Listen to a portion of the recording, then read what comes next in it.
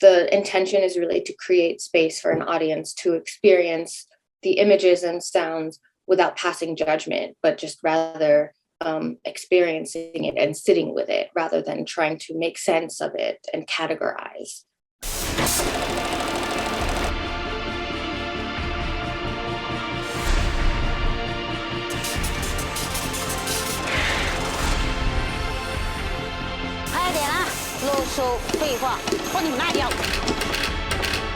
So originally it was going to be more environmentally driven, but as I was shooting, it became more about the quest for upward mobility, and a study of materialism and a study of China's economy, which has changed so much, of course, in the past few decades, like a study of after the reform and open period of 1979, when China opened up its markets to the rest of the world, and sort of showing a society that underwent such enormous changes in such a condensed period of time.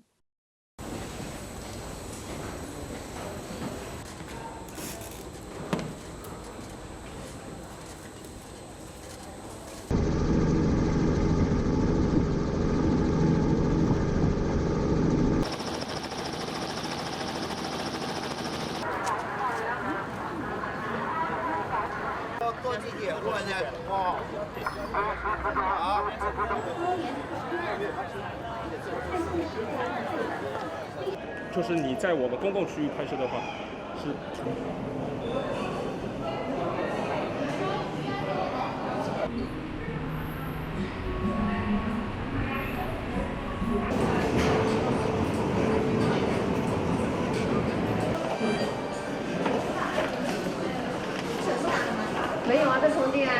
The film in some ways is a kind of fever dream where it's one thing leads to the other, it kind of snowballs. So I think that's part of why I wanted to go to so many locations. In terms of how I selected them, all of them had to fit into this idea of, and I only realized it later, but this idea of class ascension and showing different class lines and how one makes the next possible.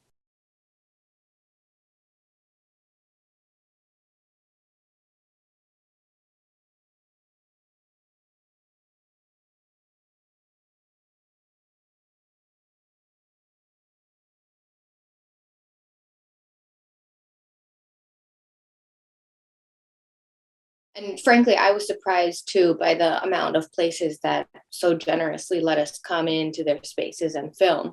But because we weren't making a film that is overtly political or sensitive in a way, or anything that could sort of be perceived as being critical, it was easier than I expected to gain access. We were able to be completely transparent about being this independent film crew coming in to make a film about China's economic rise and show sort of day-to-day life of what it's like to live in a country with such a rapidly changed economy.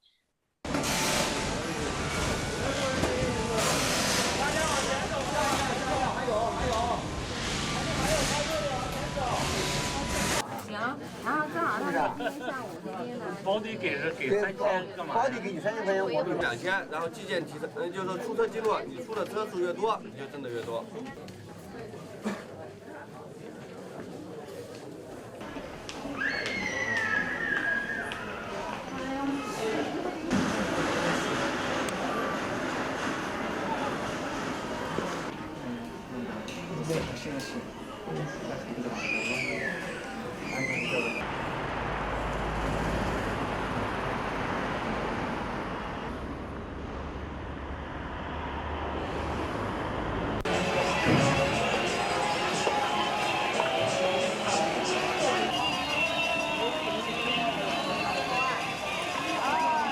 But some of the things that surprised me was the concerns that people had that I would never have anticipated.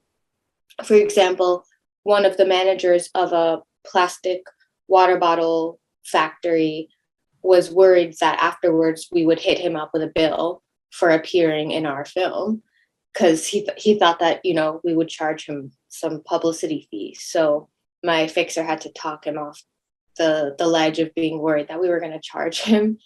Another one, on day 3 of shooting in his plastic bottle recycling factory, he called us into his office for tea and was scolding us, thinking that we were corporate spies because of our shooting methodology, which was just more slow and methodical, perhaps, than what he was used to.